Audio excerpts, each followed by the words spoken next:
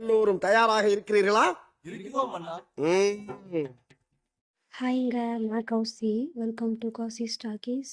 Today நம்ம என்ன பார்க்க போறோம்னு பார்த்தீங்கன்னா, நான் லாஸ்ட் டைம் சொல்லியிருந்தேன்ல, குலதெய்வ கோயிலுக்கு போனேன் அப்படின்னு சொல்லி. ஸோ அந்த வீடியோ தான் ஃபுல்லாக இன்னைக்கு பார்க்க போறோம். ஸோ இந்த வீடியோவில் நடுவு காமெடிஸ், இன்ட்ரெஸ்டிங் டாபிக்ஸ், குலதெய்வம் கோயிலுக்கு போன கதை அப்படின்னு சூப்பராக ஃபுல் என்டர்டெயின்மெண்ட்டாக இருக்க போகுது. ஸோ வீடியோ ஃபுல்லாக பார்த்துட்டு உங்கள் ஃப்ரெண்ட்ஸ் அண்ட் ஃபேமிலிக்கு ஷேர் பண்ணி நம்ம யூடியூப் சேனலை சப்ஸ்கிரைப் பண்ணாங்கன்னா மறக்காமல் சப்ஸ்கிரைப் பண்ணிக்கோங்க. ஸோ வாங்க வீடியோக்குள்ளே போகலாம். ஸோ இதுதான் முதல் கோயில். ஸோ எங்கள் குலதெய்வம் எங்கே இருக்குன்னு பார்த்தீங்கன்னா, தாரமங்கலம் சின்ன கடம்பட்டி சொல்லுவாங்கள்ல, அங்கே இருக்குது. ஸோ அங்கேருந்து கொஞ்சம் உள்ளே போனால் கோயில். ஸோ முதல்ல வந்து பெரியாண்டிச்சி, ஐனாரப்பன், கருப்புசாமி, அண்ட் தென் அங்காளம்மன்.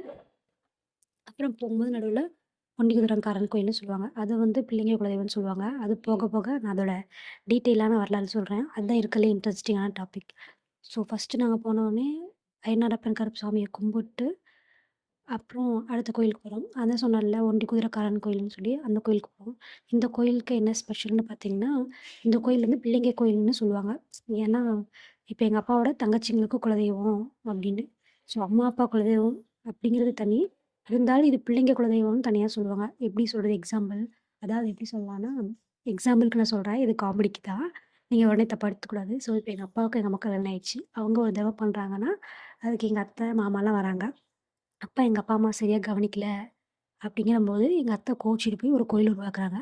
அந்த கோயில் தான் பிள்ளைங்களோட குலதெய்வம்னு சொல்லி உருவாக்குறாங்க. அதுதான் இது. இதுதான் ஒண்டிகுதிரக்காரன் கோவில்னு சொல்லுவாங்க. இது மொத்தமாகவே பிள்ளைங்க கோயில்னு தான் சொல்லுவாங்க. ஸோ இங்கே வந்து அவர் தான் மெயின் கடவுள் ஒண்டிகுதிரக்காரன். ஸோ ரொம்ப அழகாக இருந்துச்சு சாமி. அது இல்லாமல் கன்னிமார்கள்லாம் வச்சுருந்தாங்க. அதுவும் பார்க்க ரொம்ப அழகாக இருந்துச்சு. ஸோ இந்த கோயில் பர்சனலி எனக்கு ரொம்ப இந்த ஸ்டோரி கேட்ட உடனே எனக்கு ரொம்ப பிடிச்சிருந்துச்சு. அதனால் ஒவ்வொரு டைம் போகும்போதும் நான் இங்கே மறக்காமல் போயிட்டு வருவோம். ஸோ இங்கே சாமி கும்பிட்டு நாங்கள் நெக்ஸ்ட்டு பெரியாண்டிச்சி கோயிலுக்கு போகலான்னு சொல்லி கிளம்புனோம். கிளம்பும்போது அங்கே பூசை பண்ண அண்ணா இல்லை நீங்கள் சாப்பிட்டுட்டு தான் போகணும் அப்படின்னு சொன்னாங்க. அதனால சரின்னு சொல்லி லைட்டாக சாப்பிட உட்காந்தோம். ஸோ ஃபஸ்ட்டு எடுத்தோடனே பொங்கல், சாதம், பருப்பு குழம்பு, ரசம், மோர் வேணும்னா வாங்கிக்கிறாங்க. நான் ஒரு ரவுண்டு தான் அடித்தேன். சாப்பாடு பருப்பு குழம்புலேயே முடிச்சுட்டேன். ஏன்னா இங்கேருந்து போகும்போது நான் ஃபுல்லாக சாப்பிட்டு போனேன். அதனால் சாப்பிடல. நெக்ஸ்ட் இப்படி சாமி கும்பிட்டு வெளியே வந்தால் ஒரு மாடு நின்றுச்சு. அதுக்கு அகத்திக்கீரை கொடுக்குறேன்னு எங்கள் அண்ணன் மாட்டை பார்த்து பயந்துட்டு வரோம். மாடு எங்கள் அண்ணன் பார்த்து பயந்துட்டு போகுது. அப்படியே விளையாண்டுக்கிட்டே கொடுத்து முடிச்சுட்டு அப்படியே மெதுவாக கிளம்பிட்டோம் பெரியாண்டிச்சி கோயிலுக்கு. ஸோ பெரியாண்டிச்சி கோயிலில் என்ன ஸ்பெஷல்னு பார்த்தீங்கன்னா, அங்கே சாமி படுத்துக்கிட்டு தான் இருக்கும். மேலே கூரெல்லாம் எதுவும் இருக்காது. மண்ணில் செஞ்ச பொம்மை தான். ஸோ சிலை பொம்மை அது என்ன சொல்கிறதுன்னு எனக்கு தெரில. மண்ணில் செஞ்ச சாமி தான் அது. பார்க்கறதுக்கு நல்லாயிருக்கும். ஸோ இந்த பெரியாண்டிச்சி எனக்கு ரொம்ப பிடிக்கும். ஸோ ஏதாவது கஷ்டம்னா உடனே அம்மா தாயே பெரியாண்டிச்சி காப்பாற்று அப்படின்னு தான் அழுவேன். ஸோ பர்சனலி குலதெய்வம் அப்படிங்கிறதே ரொம்ப மனசுக்கு நெருக்கமான சாமி. என்னதான் ஆயிரம் சாமி இருந்தாலும் காவல் தெய்வங்கள், எல்லை தெய்வங்கள்லாம் வந்து இன்னும் கொஞ்சம் ஸ்பெஷல். சரிங்களா? ஸோ அங்கே போய் எங்கள் அம்மா சொன்னேன்ல, குலதெய்வ கோயிலில் மாவிளக்கு போடுவாங்கன்னு, அதுக்கு தான். நம்ம என்ன வேலையா செய்ய போறோம்? சும்மா பார்க்க போறோம். இருக்கட்டும். அதுக்கு நம்மளுக்கு என்ன சம்மந்தம்?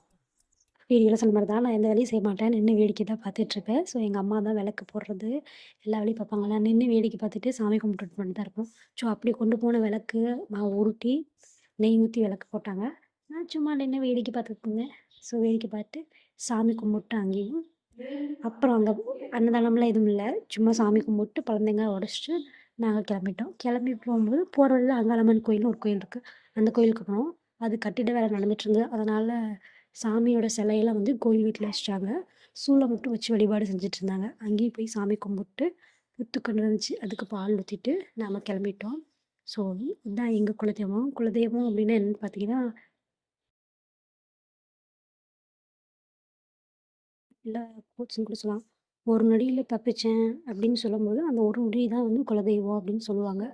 ஸோ நான் நல்லா பண்றேனோ இல்லையோ, இப்போ நீங்கள் ஆனா நீ சொல்லுங்கள், நல்லா பண்ற. நான் வீடியோ எடுக்கும்போது நான் நல்லா பண்ணுறேனோ இல்லையோ, இவன் நல்லா பண்ணுறான். எல்லா வீடியோலையும் ஒரே தான் இருப்பான். ஸோ அவன் அப்படிதான். எங்கள் அண்ணன் பேர் சிவா. ஸோ மேக்ஸிமம் அவன் தான் எனக்கு எல்லாத்துக்குமே சப்போர்ட் பண்ணுவான். வீடியோ எடுக்க எடிட்டிங் பண்ணுறதுக்கு, ஐயோ வீடியோவே ஓடல அப்படின்னு சொன்னால், இல்லை ஓடும் ஒன்றும் கவலைப்படாத அப்படின்னு சொல்கிறதுக்கு எல்லாத்துக்குமே ஃபுல் சப்போர்ட்டாக இருக்கிறது எனக்கு எங்கள் அண்ணன் தான். ஸோ அவனுக்கு ஒரு பிக் தேங்க்ஸ் இந்த வீடியோவில். தென் இன்னொரு தேங்க்ஸ் யாருக்கும் சொல்லணும்னு பார்த்தீங்கன்னா, எங்கள் செல்வியத்திக்கு சொல்லணும். அவங்க தான் வந்து எனக்கு ஃபஸ்ட்டு சப்ஸ்கிரைப் பண்ணாங்க. அண்ட் தென் டெய்லியுமே என் வீடியோஸ்க்கு ஃபஸ்ட்டு பார்த்துட்டு ஃபஸ்ட்டு லைக் போடுறது அவங்க தான். அதனால செல்வியத்த ரொம்ப ரொம்ப ரொம்ப தேங்க்ஸ். ஓகேங்களா? நம்ம இன்னொரு வீடியோவில் பார்க்கலாம். மறக்காமல் சப்ஸ்கிரைப் பண்ணி வச்சுக்கோங்க. உங்கள் ஃப்ரெண்ட்ஸ் அண்ட் ஃபேமிலிக்கும் ஷேர் பண்ணுங்கள். நீங்கள் உங்கள் குலதெய்வ கோயிலுக்கு எப்போ லாஸ்ட்டாக போனீங்க? அங்கே உங்களுக்கு பிடிச்ச அனுபவம் ஏதாவது இருந்தால் கமெண்ட் பண்ணுங்கள். நம்ம இன்னொரு வீடியோவில் பார்க்கலாம். Tata bye by.